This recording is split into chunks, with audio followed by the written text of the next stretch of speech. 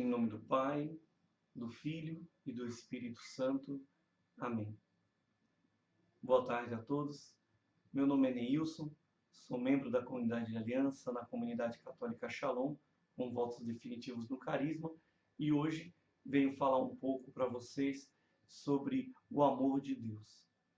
A formação dessa semana, deste grupo de iniciantes do Caminho da Paz, nos propõe que, através de um testemunho de vida de um irmão, neste caso eu vou dar esse testemunho, nós possamos perceber este amor de Deus. Para nós da comunidade católica Shalom, para a igreja, o amor de Deus não é um sentimento, o amor de Deus não é um bem-estar, o amor de Deus não é uma ação de Deus, o amor de Deus é uma pessoa, é a pessoa de Jesus Cristo. E então, vou contar um pouco da minha história, não dá para entrar em muitos detalhes por conta do tempo que temos, porém, vamos identificar nessa história, na minha história, o movimento de amor de Deus, que me buscou, que me amou desde toda a eternidade. Então, a minha história ela começa, vamos dizer assim, desde o meu nascimento, né? Eu nasci em uma família que não era muito católica, praticavam um catolicismo mais, como que eu vou dizer, mais cultural do que outra coisa, né? Não iam nas missas, me batizaram para não ficar pagão, né? E com 3 anos de idade, minha mãe se separou do meu pai ficou na Bahia, minha mãe foi para o Rio de Janeiro, depois do Rio de Janeiro para São Paulo, e em São Paulo nos mandou buscar na Bahia para viver com ela em São Paulo. E me lembro que minha mãe nos ensinava poucas coisas sobre a fé católica, e poucas coisas mesmo. Ela nos obrigava, por exemplo, a fazer orações muito simples, como a Ave Maria, como o sinal da cruz, como o Pai Nosso, como o Santo Anjo, e nos dizia sempre assim: sempre que for dizer alguma coisa, diga, se Deus quiser, isso vai acontecer. E são coisinhas muito simples, muito assim, limitadas, porém era tudo que ela tinha para dar naquela época. Quando tinha por volta de 10 a 11 anos, minha mãe foi mandada embora da empresa que trabalhava, e ao sair desta empresa ela comprou uma casinha num bairro mais distante, na cidade de Guarulhos, né, um pouco mais distante do centro da cidade, e neste bairro, metade da rua era Testemunha de Jeová. E eu, por obrigação, vamos dizer assim, né, por outras palavras, para poder brincar com aquelas pessoas, eu tinha que participar do salão do reino, né, dos cultos, das reuniões que eles chamam dos Testemunhos de Jeová. E foi o meu, vamos dizer assim, meu segundo toque na fé ou em Deus, apesar de ser um pouco limitado esse toque. E aí o que aconteceu neste tempo? Neste tempo, tive algumas formações com o Testemunho de Jeová, porém quando chegou por volta dos 16 a 17 anos, me distanciei da igreja, do salão do reino, né, como eles chamam, e fui para o mundo. E no mundo, a minha mãe ela me formava assim, com um pouco de medo que eu caísse nas drogas ou no homossexualismo, ela me formava a ser macho. Ela dizia que eu podia agarrar as mulheres que eu quisesse, fazer o que eu quisesse com as mulheres. Apesar de ter sido criado pela minha mãe, tive uma educação machista. Não a culpo por isso, porque ela estava sozinha. Ao mesmo tempo ela tinha que ser mãe, tinha que ser pai. E ela não sabia, vamos colocar entre aspas, ser pai, porque ela não era pai. Ela não era homem, né? Mas ela se esforçou. E graças a ela, eu também tive esse toque na fé. E fui ferido durante esse tempo, né? Houve essa ferida na sexualidade, essa ferida na afetividade, essa ferida no meu ser homem, né? No meu ser verdadeiramente homem, antropologicamente falando homem.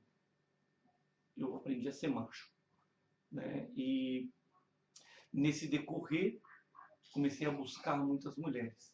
Quando tinha por volta de 17 anos, fui convidado por um amigo para ir para a igreja católica, porém não para uma missa.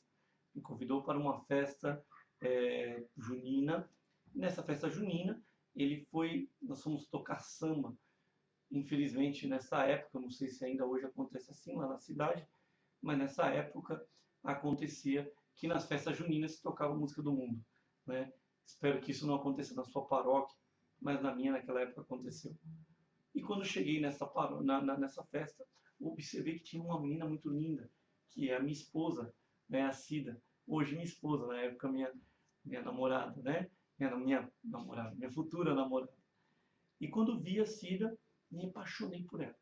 E marquei que no momento da missa, tinha um momento na missa em que o padre falava alguma coisa que eu não entendia e que todo mundo se abraçava. Então o que eu fiz? Comecei a ir nas missas ao domingo, justamente nesta hora, e ficava ao lado dela. E quando o padre dizia, saudai-vos em Cristo Jesus, e eu estava do lado dela, ela vinha e me abraçava. E quando vinha e me abraçava, lógico, eu aproveitava e tirava minha casquinha, né? Abraçava ela um pouquinho mais forte, né? Para tentar chamar a atenção dela. Então o que aconteceu? Um dia tivemos a oportunidade de conversar, e quando eu fui conversar com ela me colocou contra a parede e me disse, olha, eu não sou de ficar com ninguém. Faço parte da renovação carismática, vivo a radicalidade do Evangelho, e por este motivo você tem que ir na sexta-feira no grupo de oração, no domingo à missa, fazer a primeira comunhão e fazer o crisma. Caso você não faça uma dessas 4 coisas, eu não posso namorar com você. E te digo mais, se tiver que escolher entre Deus e você, a minha escolha sempre será Deus. Isso me assustou inicialmente. E eu respondi a ela com muito orgulho, né? Eu não creio na Igreja Católica. Eu não creio nos seus santos. Eu não creio em Maria. Eu não creio nos seus padres. Mas eu quero ficar em você. Eu quero estar com você. Eu quero namorar com você. Mas eu não creio no amor. Eu não sei o que é o amor. E ela me disse, eu sei quem é o amor. Eu conheço o amor. Eu vou lhe apresentar. Eu vou lhe ensinar a amar e vou lhe apresentar o amor. Ela talvez não tinha essa dimensão dessa graça do carisma que já envolvia ela, desse amor esponsal ao qual somos chamados. E para começar, vamos dizer assim, né, nessa introdução da nossa formação, eu quero ler para vocês um trecho dos nossos escritos que vai sobre o amor esponsal, que vai dizer assim, no artigo, né, parágrafo 11, diz assim, um coração inflamado por este amor, tudo realiza, a tudo se dispõe. Inflamado por este imenso amor, os santos caminharam, os mártires entregaram suas vidas, e também nós desejamos prosseguir. Nosso alvo é a santidade, não por uma presunção, mas por vocação, pois todos os homens a isto são chamados. Queremos ser santos, não por nossos méritos, mas confiando inteiramente na graça de Deus. Queremos ser santos, não para nós próprios, mas para Deus. Queremos ser santos, porque sabemos que a santidade é a veste nupcial que nos permitirá entrar para celebrarmos nossas bodas com o Cordeiro. Ansiamos pela santidade e de tudo faremos instrumento para este fim, porque sabemos que aquele que nos ama e que é amado por nossos corações anseia por isto muito mais do que nós. O amor esponsal é meio e fim para a santidade. Como explicar isso? Irmãos, o amor, essa pessoa de Jesus Cristo, essa alma esposa que está em nós e que deseja Jesus Cristo, que deseja Ele, que deseja estar com Ele, esse amor ele não tem uma explicação humana, ele não tem uma explicação lógica.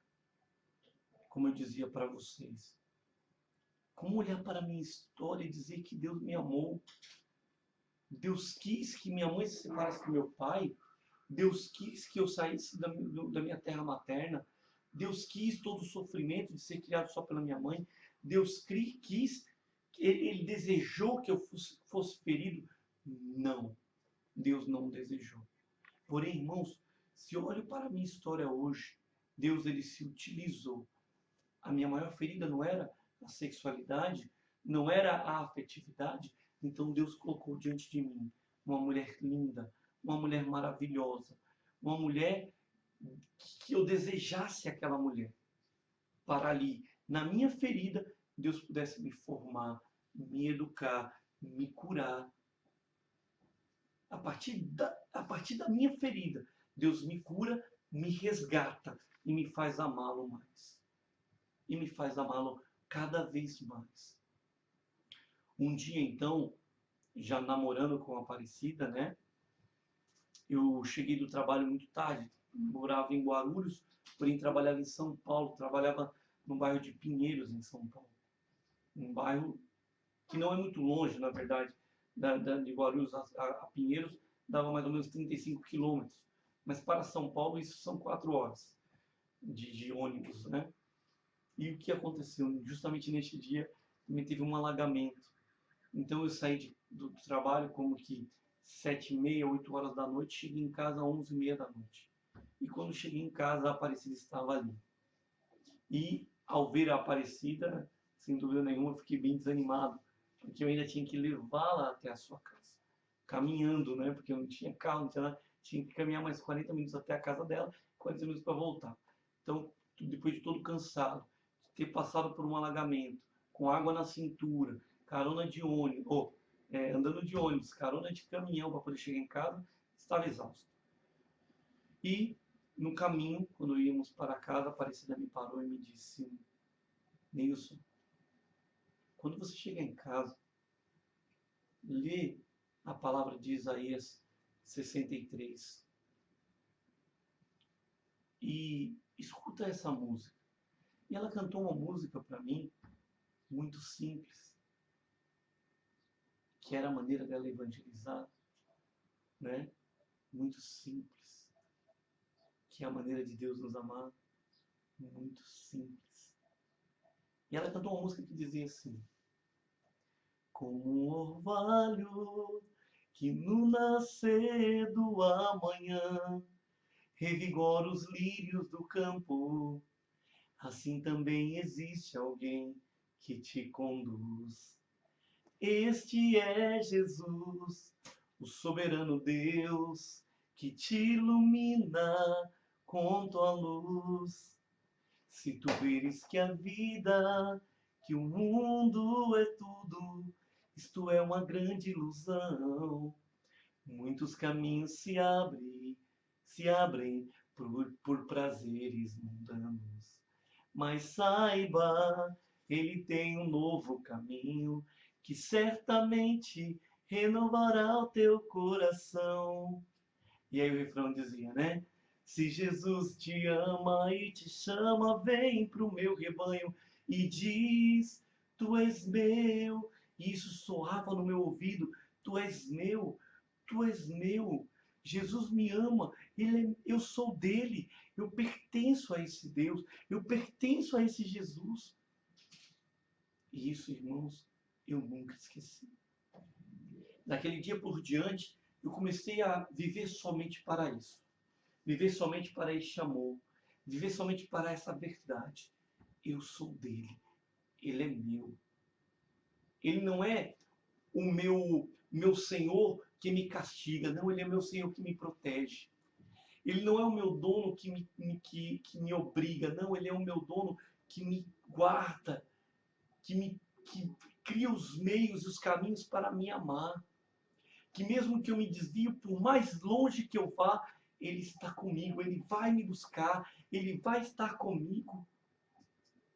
O amor de Deus que ultrapassa toda a eternidade, o amor de Deus que ultrapassa toda a limitação humana, o amor de Deus que ultrapassa a minha inteligência humana, o amor de Deus que não para em mim, o amor de Deus que não para em mim.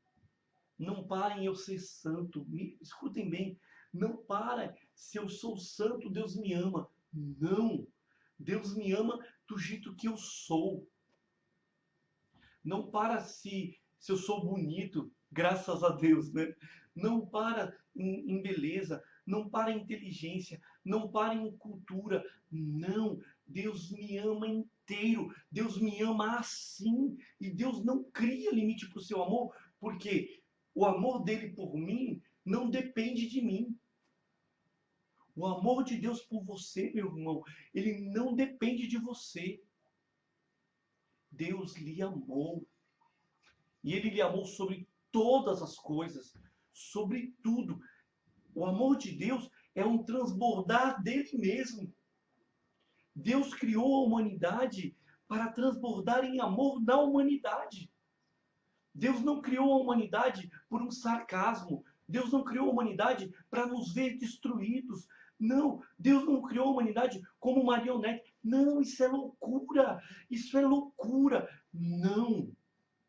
A humanidade, ela é um transbordar do amor de Deus. Deus transbordou tanto em amor que foi criada a humanidade. Deus transbordou tanto em misericórdia que, apesar de termos mandado o seu único filho, o seu filho unigênito, para a cruz, ele nos amou. O amor de Deus não há limites, irmãos. O amor de Deus ultrapassa tudo aquilo que podemos imaginar. Você não tem noção, você não tem, porque eu também não tenho. Nós não temos essa noção do tamanho, da imensidão do amor de Deus por nós. Nós não temos a dimensão, irmãos, do quanto o amor de Deus por uma pessoa pode fazer, pode mudar tudo. Deus pode mudar tudo. Deus pode fazer movimentos impressionantes por amor a uma única pessoa. Posso testemunhar para vocês hoje. Hoje eu e minha família moramos no Uruguai, em Montevidéu. Quando saímos de Guarulhos, pensamos, nossa, nós vamos sair daqui porque vamos para Montevidéu e lá em Montevidéu nós vamos, um monte de gente nós vamos evangelizar. E às vezes paramos aqui, irmãos, e vemos que não foi por, veja bem, me entenda, não foi por amor a toda Montevidéu que Deus chamou o Neilson, a Aparecida, o Onil e a Johanna. Não, foi por amor a um. A um. Foi por amor a um irmão, a um uruguaio. Foi por amor a um. Como a parábola muito bem explicada pelo próprio Jesus, muito clara das 99, das 100 ovelhas. Eu tinha 100 ovelhas, irmãos. Em Guarulhos, eu tinha 100 ovelhas. E Deus me fez deixar, Deus me pediu para deixar essas 99 para vir buscar uma, para salvar uma.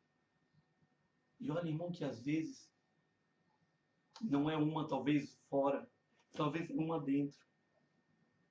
Em alguns casos, Deus te permite deixar 99 familiares, deixar 99 amigos, 99 colegas de trabalho, 99 serviços paroquiais, 99, sabe? Às vezes Deus te pede para deixar a tua paróquia, para deixar o teu grupo de oração, para deixar a tua diocese, para deixar a tua família, para salvar um. E sabe quem é esse um, meu irmão? Sabe quem é essa ovelha que Deus quer salvar? Bate a mão no peito e diz: eu. Talvez a uma ovelha que precisa ser salva sou eu. Porque na minha paróquia, porque no meu grupo de oração, porque no meu movimento, porque na minha pastoral, porque na minha diocese, na minha missão, no nosso caso, né, na minha missão de Guarulhos, Eu estava acomodado. Eu estava morto. Eu estava morto. E Deus talvez tenha permitido me tirar de lá, do meio das 99, para me salvar, para me resgatar, para me fazer santo. Nilson, eu não entendo. Irmão, talvez você é a ovelha, a 99, a ovelha que está longe. E que hoje Deus te tira do meio das 99 e Ele vem te resgatar. Ele de verdade, Ele mesmo. Não é, eu ouvi falar em Jesus Cristo. Não, eu vi, eu toquei. Eu toquei em Jesus Cristo. E Deus, Ele te dá essa graça de tocar em Jesus Cristo. Em tocar nele mesmo. Em pôr sua mão no lado aberto. Põe a sua mão. Sinta o choque o choque desse amor. Sinta o choque desse amor de Deus por você. Sinta o choque desse amor de Deus como Deus fez com Tomé. Meus irmãos, prestemos atenção o que Deus faz. Deus tinha aparecido aos 11. Deus apareceu aos 11. Porém, Tomé não estava. Deus tinha ido para o céu. Jesus tinha voltado ao céu. Estava ressuscitado. E o que o próprio Jesus diz, o que ele mesmo faz, ele volta por um. Às vezes, irmãos, nós precisamos ficar só com Deus para saber quem somos de verdade. Deus hoje, neste caminho da paz, nessa formação sobre o amor de Deus, eu sinto no coração que o que Deus quer lhe formar hoje é ser esta alma esposa. É ter este coração inflamado. Um coração inflamado por este amor. Tudo realiza. A tudo se dispõe. Inflamados por este amor, os santos caminharam. Os mártires entregaram suas vidas. E também nós desejamos prosseguir. Irmãos, se você está no grupo de oração hoje, me escute. Você quer ser santo. Verdadeiramente. Você quer ser santo. Ou você quer ter uma vida cômoda? Porque eu lhe digo uma coisa, olhe. Muitas pessoas vão ser santas onde estão. Na sua paróquia, na sua pastoral. Muitas pessoas serão santas aí. Porque é o chamado delas. Porque esse é o chamado delas. Elas vão ser santas ali porque Deus sonhou no coração dele, desde toda a eternidade, que elas estivessem ali. Mas e tu, meu irmão? O que Deus tem sonhado para você? Qual é o sonho de Deus para a tua vida? Qual é o plano de Deus? O que Deus preparou para você? Qual é o amor que Deus tem a você? Você já conhece a pessoa de Jesus Cristo? Você é amigo dele? Você é amiga dele? O que ele falou para você hoje de manhã? O que ele lhe pediu hoje de manhã? Ele lhe pediu para continuar vivendo como você já estava vivendo? Ou ele lhe pediu mais? Porque aí está uma característica de Deus. Uma característica desse amor. Deus não tem limites. Deus ele não vai lhe pedir para fazer só uma coisa. Deus não vai lhe pedir para viver só uma coisa. Deus não vai lhe pedir, irmãos, me entendam. Não é que Deus ele tem dúvida do que ele quer, mas ele não tem limites. Deus não tem limites. Me lembro agora de uma música do Mensagem Brasil, né?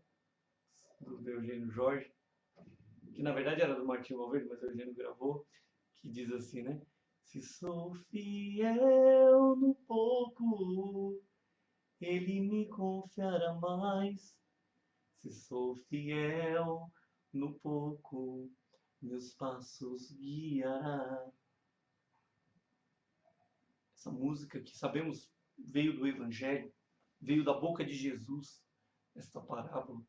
Mas, meus irmãos, entendamos a letra dessa canção, entendamos esse Evangelho. Se você é fiel no pouco, teus passos ele guiará.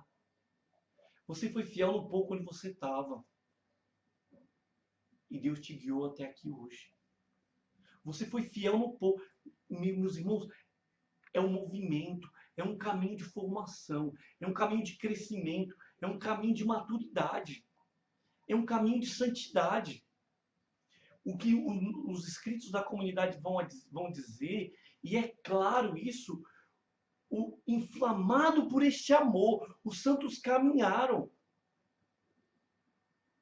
Os santos caminharam. Os mártires entregaram suas vidas. Tu é chamado à santidade. O teu chamado é a santidade. Não por presunção, como diz os escritos, mas por vocação. A tua vocação, como Shalom ou como igreja, a tua vocação é a santidade. E como vocação à santidade, se você não se identifica com o carisma Shalom, não tem problema. Isso não é problema nenhum. Não é problema nenhum. Ai, Nilson, que alívio. Ufa, estava preocupado. Porque, escutando você falar sobre isso, eu estava preocupado. Mas isso não é para a vocação Shalom. Esse chamado é para a igreja. Nosso alvo é a santidade. Não por presunção, mas por vocação. Pois todos os homens a isto são chamados. Quem diz isso é a igreja. Você é batizado, meu irmão. O teu alvo é a santidade. Se você estivesse em uma igreja protestante, se você estivesse participando de uma igreja protestante, se você é evangélico, está assistindo esse vídeo hoje, se você é evangélico, porque esse vídeo vai estar no YouTube, então talvez um irmão evangélico no mundo inteiro vai poder assistir. Se você é evangélico e está assistindo esse vídeo, eu vou lhe dizer uma coisa. Eu não tenho nada contra a tua igreja, contra a tua denominação, contra a tua seita, eu não sei do que você participa. Mas eu lhe digo uma coisa. A ordem de Jesus é sede santos, como eu e o Pai somos santos. E para que todos saibam que o Pai está em mim e que eu estou no Pai, sejam santos. Sejam santos. Se você não vê a santidade na tua igreja, se você não vê a santidade onde você está, se você não vê a santidade, se você não conhece ninguém que vive a santidade, se não existe nenhum santo na tua igreja, meu irmão, me perdoe. Mas essa não é a igreja que Jesus Cristo nos pediu. Jesus nos pediu uma igreja de santos. E você é chamado à santidade. Você é chamado a consumir a sua vida. Você é chamado a perder a sua vida por amor. Você é chamado a dar a sua vida por amor. Você é chamado não a estar nos altares porque é bonito. Você é chamado a estar nos altares, meus irmãos, porque você perdeu a vida por amor a Deus. Olha a vida dos santos. Se você é de uma outra denominação e está assistindo esse vídeo hoje, eu lhe peço, eu lhe suplico, estude a vida dos santos. Estude a vida de João Paulo II. Estude a vida de São Francisco de Assis, de Santa Teresa do Menino Jesus, de Santa Teresa de... Estude a vida. Compare a vida desses santos com os pastores da tua igreja. Compare a vida destes santos com a tua vida. Irmãos do grupo de oração Shalom, hoje, o chamado de Deus para a vida de vocês não é simplesmente olhar para a vida de um santo e dizer, olha que lindo, São Francisco fez tal coisa. Não. Na comunidade Shalom, você é chamado a fazer milagres. E o primeiro você já começou, meu irmão. O primeiro milagre Deus já está fazendo na sua vida. Mudando o seu coração de pedra em coração de carne. Esse é o maior milagre que Deus pode fazer. Você crê que Deus pode ressuscitar uma pessoa, meu irmão? Não crê? Eu creio. Porque eu estava morto e fui ressuscitado. Eu vivi uma vida. Eu estava nos infernos e eu fui ressuscitado. Você crê, irmão? Olha para a tua vida. Qual foi o milagre que Deus já fez na tua vida? Ele fez. Às vezes nós não vemos os milagres que Deus fez na nossa vida porque o nosso pecado é maior. Por isso que nós não vemos. Mas olha para a tua vida e você vai ver que Deus faz milagre. Que Deus pode e fará cada vez mais milagres na sua vida. Peço que você, neste dia, se questione. Não um questionamento depressivo, não um questionamento maldoso. Não, se questione. Alegremente se questione. Deus me ama. E como eu posso retribuir tanto amor? Como eu posso amar esse Jesus? Se questione, meu irmão. E eu lhe digo uma coisa, muito séria. Vale a pena. Vale a pena consumir a vida por amor a Jesus Cristo. Vale a pena perder a vida por amor a Jesus Cristo. Eu conheci esse Jesus Cristo, essa pessoa de Jesus Cristo, quando eu tinha 17 anos, na Renovação Carismática Católica, ao qual eu sou muito grato. Sou apaixonado. E tive a graça depois de conhecer o Carisma Shalom e identificar, né, a renovação. Ela me preparou, ela me formou, porém, como a própria graça mesmo da renovação, de renovar a Igreja Católica pelos carismas, né, ela me preparou e me formou para aquilo que eu era chamado desde toda a eternidade, que era a comunidade católica Shalom. Tanto eu como muitos tiveram primeiro este contato com a renovação para depois, aí sim, conhecer a comunidade Shalom, a comunidade Canção Nova e tantas outras comunidades. Então, também deixo aqui nesse vídeo o meu agradecimento, minha gratidão eterna pela comunidade, pela renovação carismática, pela comunidade Canção Nova, pela vida do Padre Léo, que hoje já intercede por nós no céu, pela vida do Padre Roberto Leitieri, esteja ele onde estiver, que Deus o abençoe muito, pela vida de tantos irmãos que deram a vida na renovação por amor a mim, por amor a Deus, tantos santos, que não vou colocar outros nomes aqui, porque realmente ia me esquecer de alguns, mas tantos santos que eu conheci, que perderam a vida, que deram a vida por amor a Jesus Cristo. Por isso, muito obrigado por você, pelo seu sim. Espero, irmão, que você possa neste dia ter o coração inflamado por este amor. Como igreja, nosso alvo é a santidade. Não por presunção, mas por vocação. Que o Shalom do Pai, que é o próprio Jesus Cristo, a pessoa de Jesus Cristo, Ele esteja sempre com você. Lhe conduza neste caminho da paz, neste caminho de santidade, neste caminho de e para a santidade que hoje a comunidade nos propõe.